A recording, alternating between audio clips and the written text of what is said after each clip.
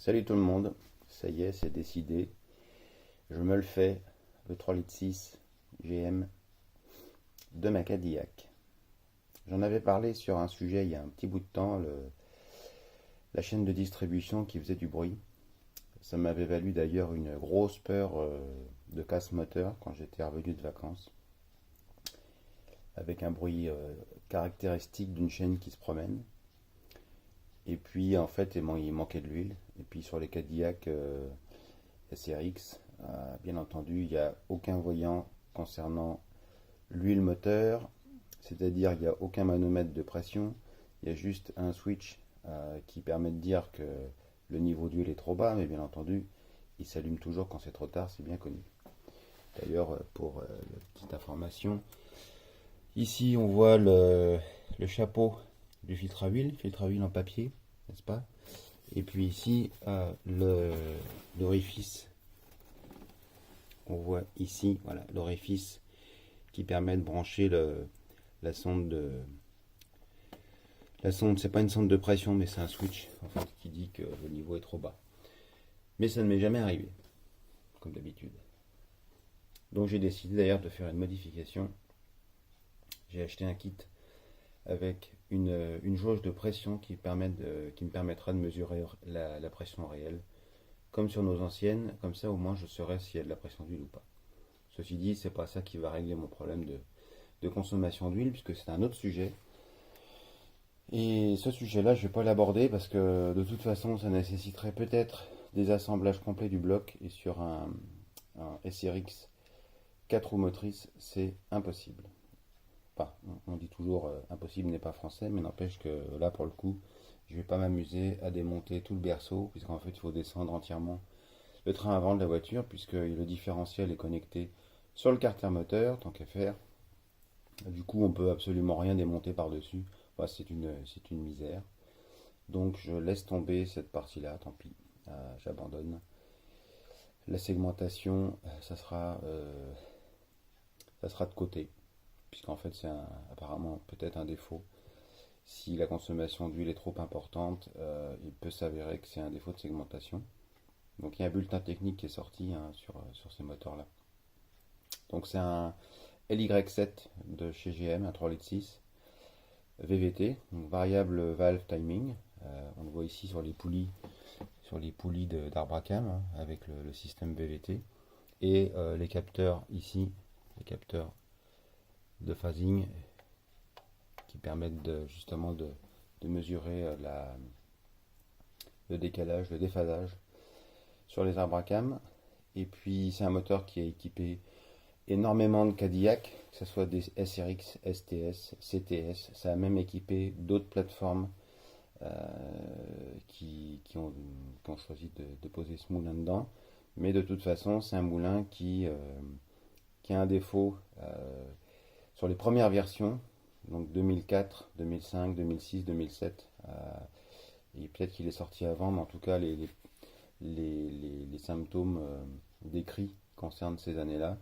C'est donc la chaîne de distribution qui lâche ou qui se décale, tout simplement parce que, comme vous le voyez ici, il y a 1, 2, 3, 4 poulies, plus bien entendu la poulie du vilebrequin, plus on ne les voit pas ici parce qu'elles sont démontées. Il y a aussi ce qu'ils appellent les idle poulies qui permettent de guider les chaînes, et on a des tendeurs de chaîne hydrauliques. Donc je vais vous montrer après les tendeurs de chaîne hydrauliques. Et l'inconvénient de ce système-là, en fait, c'est qu'il s'use prématurément.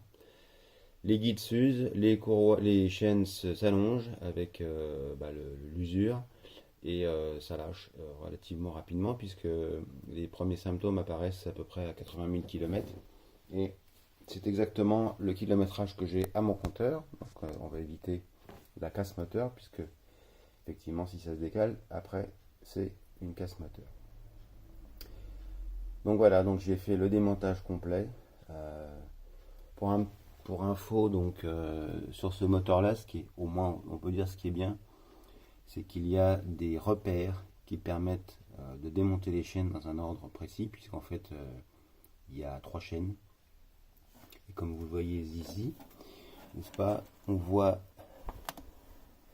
un point ici et on voit un autre point.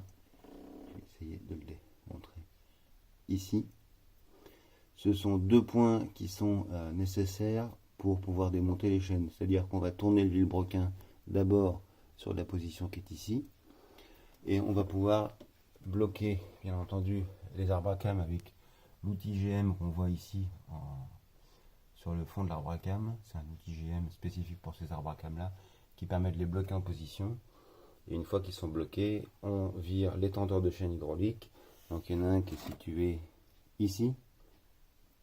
Il y en a un qui est situé ici. Et ça nous permet de dégager les chaînes. Ensuite, une fois qu'on a enlevé la chaîne de droite, on pivote, on tourne le vilebrequin dans le sens horaire vers l'autre point. On bloque les arbres à cam. Bien entendu, là, l'outil que j'avais, il n'est pas bon pour celui de droite, tant qu'à faire. Je pense que c'était pour les modèles 2004, ça c'est un 2008. Et du coup, j'ai utilisé la méthode de système D pour bloquer les arbres à cam. Et puis ensuite, on désolidarise les pareils, le tendeur hydraulique, et on enlève la chaîne. Et ensuite, la chaîne qui relie le vilebrequin aux deux poulies intermédiaires. Voilà. Une fois qu'on a fait ça, on n'a plus qu'à commander le kit qui contient tous les guides, les chaînes et les deux poulies idle, plus la poulie de vilebrequin. Donc on a donc 3 poulies plus 3 chaînes plus tous les 3 tendeurs hydrauliques plus tous les guides pour 330 $. Donc c'est pas excessif et ça permet d'éviter donc le bruit caractéristique de ce moteur quand les chaînes commencent à être usées et qu'on démarre à froid. Ça fait cling bing bing bing bing quand on démarre à froid pendant 2-3 secondes, puis après ça s'arrête le temps que la pression monte. Et du coup c'est pas top. Parce que ça, je l'ai vu démonter, il y avait un bon relâchement des chaînes et c'était, on va dire, c'est limite sauter un cran, quoi. Donc ça craint quand même. Et ce filtre à huile là, enfin ce bloc qui contient le filtre à huile et le chapeau. Donc on a ici un bypass et à l'intérieur du filtre, du boîtier de filtre, on a aussi ce qu'on appelle un anti-drain back valve. Anti-drain back, ça veut dire on évite que l'huile redescende dans le carter lorsque le moteur est arrêté, ce qui permet de conserver une pression dans ce boîtier-là, pour éviter justement que les tendeurs de chaîne, comme ils sont hydrauliques, ils aient un relâchement de pression, et ce qui fait que les chaînes seraient complètement détendues.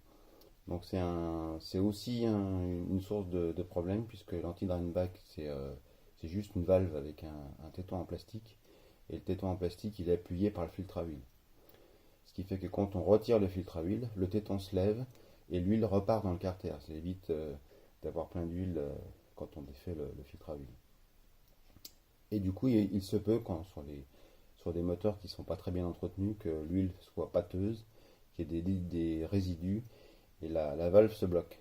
Et du coup, soit elle reste bloquée, ouverte, du coup l'huile n'est plus retenue, ce qui fait que quand on démarre le moteur, il y a un manque de pression d'huile pendant quelques secondes, c'est pas bon.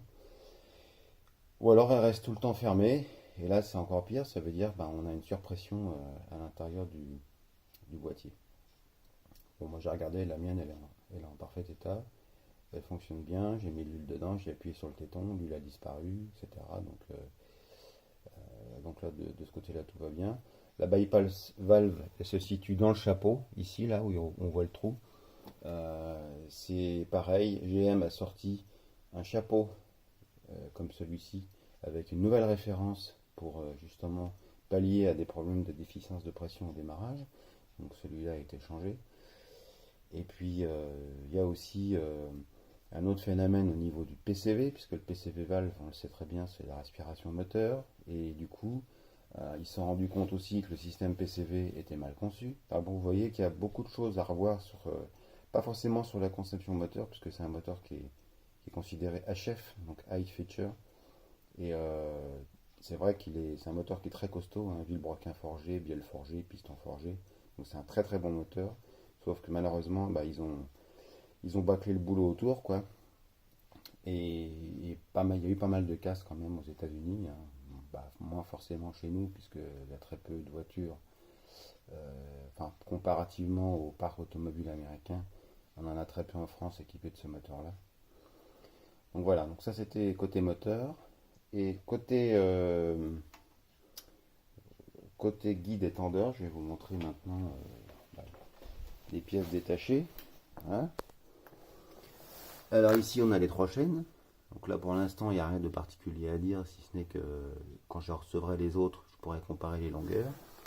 On a les pignons, ça c'est le pignon qui va sur le vilebrequin avec, on le voit ici, le petit point qui permet justement de positionner correctement les chaînes quand on le démonte. Les idle poulets donc, qui permettent de guider les chaînes. Et on voit que ici, je ne sais pas si on le voit bien d'ailleurs, il y a des marques provoquées par la chaîne. On voit aussi que les chaînes sont usées sur le dessus. Vous voyez les traces chromées là. C'est une usure des chaînes. Et puis ici on a donc tous les guides. Donc les guides sont marqués. Bon, c'est pas catastrophique, mais n'empêche que bon, un marquage, ça veut dire qu'il y a eu forcément un échauffement. Celui-là il a l'air intact, mais bon, il est noir. Ne nous trompons pas. Et ici on a les fameux tendeurs hydrauliques. Alors il y a aussi un défaut qui a été constaté par GM, qui a été corrigé par la suite, bah, c'est le joint que vous voyez ici. Vous voyez par exemple celui-là, il obstrue la moitié du trou, donc n'importe quoi. Donc pourquoi? Alors la bonne question. Donc sur le kit que j'ai acheté, ce défaut-là a été corrigé. Là, celui-là, il a un tout petit trou pour alimenter le tendeur. Alors pourquoi il a un tout petit trou? Alors allez savoir. Mais c'est comme ça. Et ici, on a donc le tendeur qui est aussi, on le voit, hein, qui est marqué. Vous voyez, il y a une trace là. C'est celui qui est le plus abîmé, mais ça m'étonne pas, puisque de toute façon, vu que le trou est tout petit, j'imagine pas bien comment la pression d'huile peut monter rapidement avec un trou aussi petit. Voilà. Ici, on a un autre tendeur avec un trou différent, qui est un peu plus gros, mais on voit bien que il n'y a pas de problème d'obstruction de passage d'huile. Voilà. Voilà pour ce qui est des tendeurs. Donc tout ce kit là en fait est vendu pour 330$. La polydamper, j'ai réussi à le retirer avec l'outil GM qui est utilisé pour les LT1, donc c'est très très bien. Qu'est-ce qu'il y a d'autre? Ah oui, les caches culbus, je vais vous montrer parce que c'est intéressant à voir. Le système PCV, vous allez voir que ce n'est pas du tout une valve PCV comme on a sur nos small blocks.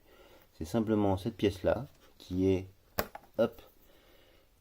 complètement vide. C'est un trou béant, il n'y a aucune bille, il n'y a rien, il n'y a pas de ressort, donc il n'y a aucune retenue dans l'autre sens. C'est-à-dire qu'on n'interdit pas à la limite les backfire s'il y en a,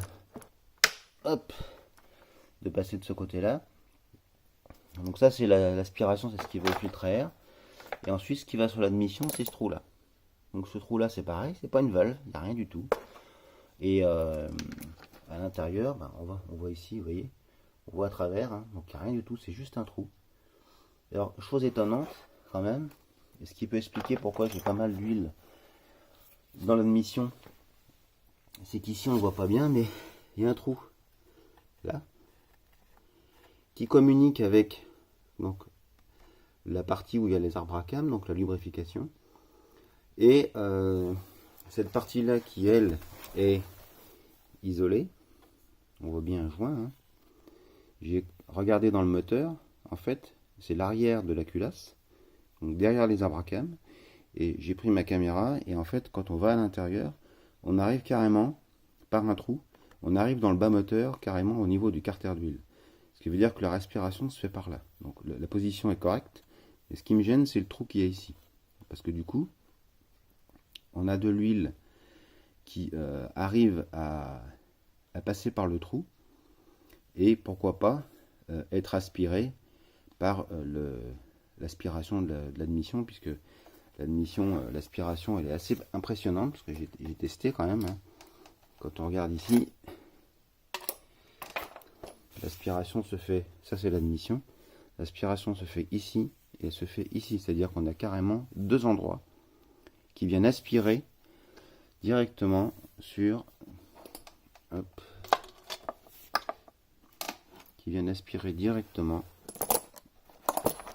sur la pièce qui est ici.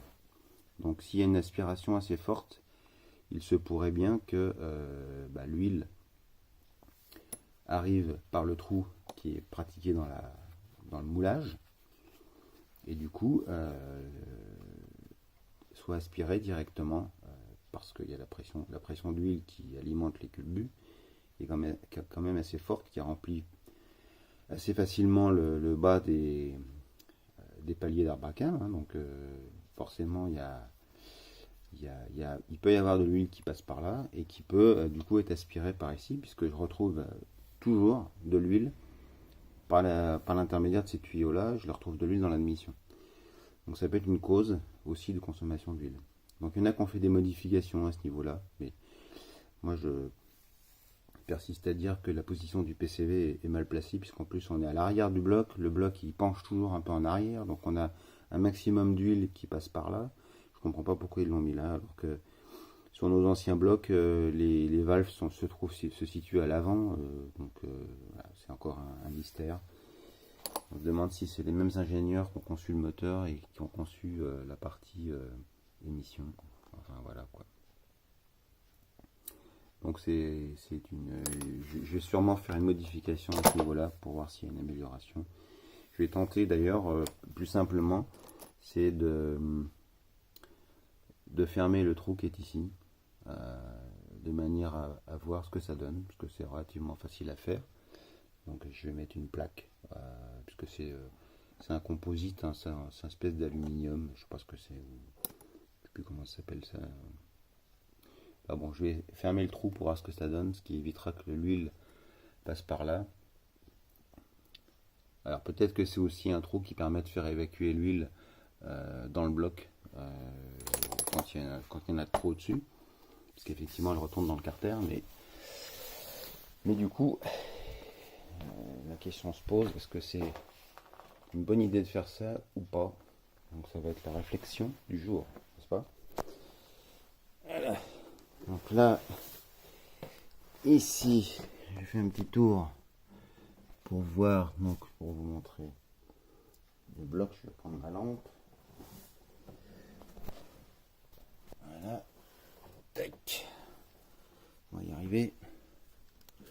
Voilà. Donc ici, on se retrouve avec le trou qui mène sur le cache-culbut que je viens de vous montrer. Et vous voyez, donc tout est séparé. On voit bien, enfin on voit peut-être pas bien sur la caméra, mais il y a de l'huile qui a stagné au bord du cache-culbut, là où se trouve justement la valve. Alors est-ce que c'est ça qui pose problème?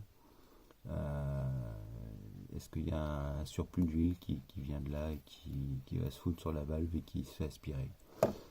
Une bonne question. En tout cas, le trou qui va au fond du bloc, il est ici. Là, il n'y a rien.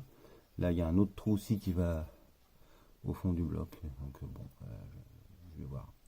Il faut que j'analyse la situation. Voilà, c'était une petite vidéo pour vous montrer la conception du LY7 de chez GM avec les péripéties quand on a des soucis de chaîne. Je vous montrerai le remontage des chaînes quand je l'aurai reçu.